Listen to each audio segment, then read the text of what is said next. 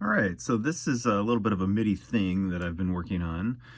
The idea started out as how could I build a MIDI router? I have a lot of signals that come in, and I needed to combine them and then broadcast them back out to other devices. And looking at this AVR microcontroller, it has the ability to take three separate hardware serial inputs and then combine them together and then send them back out through those same hardware serial outputs.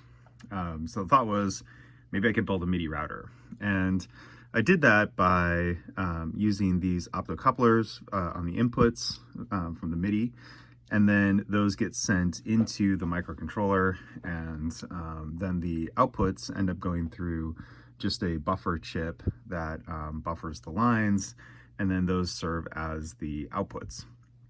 Nothing super fancy, and actually it's surprisingly easy to code this as well because a lot of the heavy lifting's already been done in the libraries.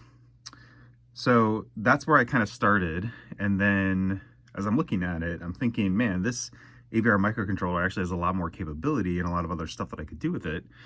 And so I started to think about different ways that I could take advantage of that. And one thing that this has is 16 kilobytes of RAM.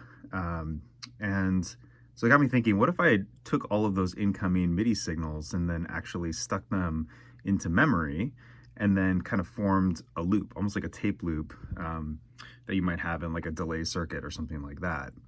And so that's kind of what I've done. So every time a MIDI input comes in through one of these channels, it gets added into RAM and this MIDI chip.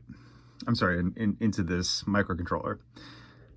And it allows you to do some interesting things. Like one, you can plot all of those different signals on the screen here, and you can show like sort of a read head as it goes through there, and it's just showing you basically what it's recording and what it's playing.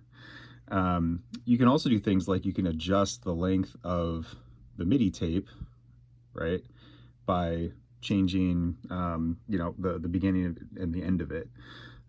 So this is now it looks kind of like it's zooming in. Actually, it's kind of freaking out. This thing's been running for hours, but here, let me reset it. And then hopefully we'll get some MIDI signals coming in here. Actually, I'm running MIDI in from this guy down here. There's just like a loop that's playing off my computer. Let us zoom back out for a second.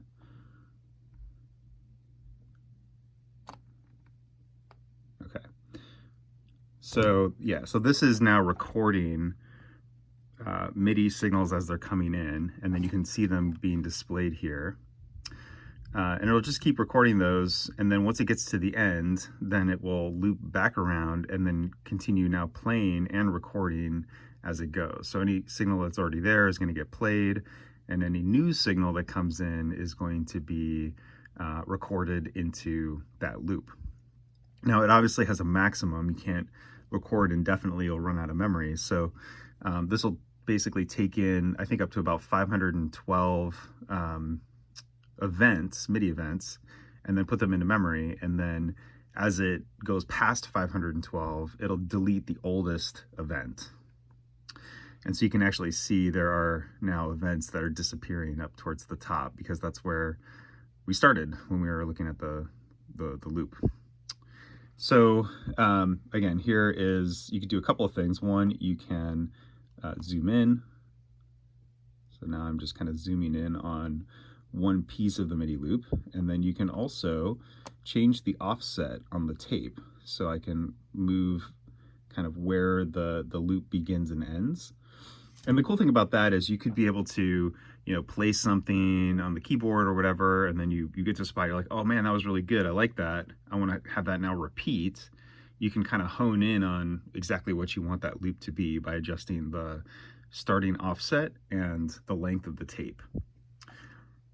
So that's how it works today. I've got some other ideas of things that I want to add to this. Namely, I'd love to have this thing quantize notes so that, as you're playing stuff, it's linking it to a specific quarter note, eighth note, 16th note, that kind of thing. Also want to have the ability to route, or at least change the routing of each of these inputs to the outputs. There are basically three inputs, and you could assign each of them to a different output, or you could, connect them all together and then route them to the same output. You could also take the output of the loop here, for example, and then direct that to one of the three outputs up at the top. But I'm sure there's a lot of other things you do. Maybe you could have like randomness so that it's only randomly playing back notes from the loop. There's probably all kinds of different things you could do. So if you've got ideas and you want me to kind of investigate those, just let me know and I'll take a look at it. All right, thanks for watching.